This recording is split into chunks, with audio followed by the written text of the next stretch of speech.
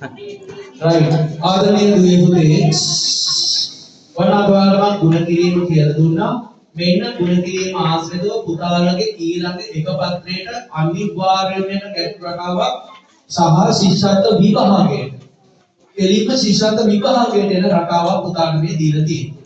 පුතාට කියනවා යහලෝ තුන් දිනේ එකිනෙකා අතර වෙසක් සුබ පැතුම්පත් හුවමාරු කරගත්තලු. එයාලා අතර හුවමාරු වෙච්ච සුබ පැතුම්පත් ගන්න කීය දානවා. දැන් මම දීර්ඝ ක්‍රමය කියලා දුන්නා. මේ වීඩියෝ එකක් යන නිසා මට දීර්ඝ ක්‍රමය කියලා දෙන්න බෑ. එහෙම වුණොත් වීඩියෝ එක ප්ලේ වෙන්නේ නැහැ.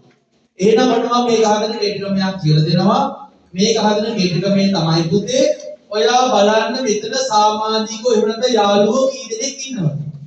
යාළුවෝ ඉන්නේ 3 දෙනයි නම් එයාලා අතර හුවමාරු වෙච්ච සුබ පැතුම්පත් ගන්න හොයන්න පුතේ යහළුවෝ ගණන ගුණ කරනවා ඊට වඩා එකක් අනුගන්නේ. ඔච්චරයි. 3 වරක් දෙක කීයද? 6යි. එහෙනම් සුබ පැතුම්පත් ගන්න ශියාවුනේ 6යි. ඔබ හිතන්න යාළුවෝ 10 දෙනෙක් හිටියා.